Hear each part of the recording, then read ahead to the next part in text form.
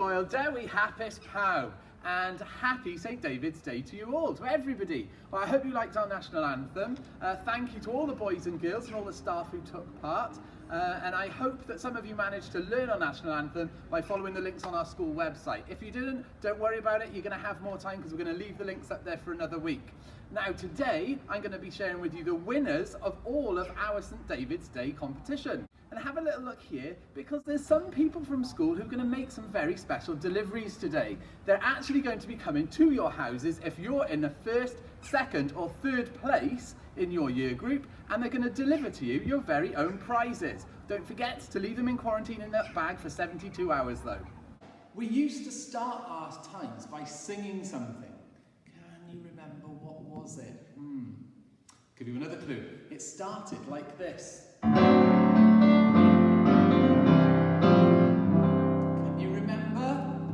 That's it, it was our school prayer.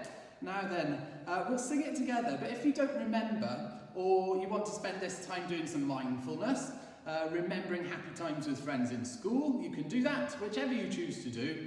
Let's help ourselves to get calmer and concentrate by putting our dwylo gyda ei gilydd a llygaid ar gau, putting our hands together and closing our eyes.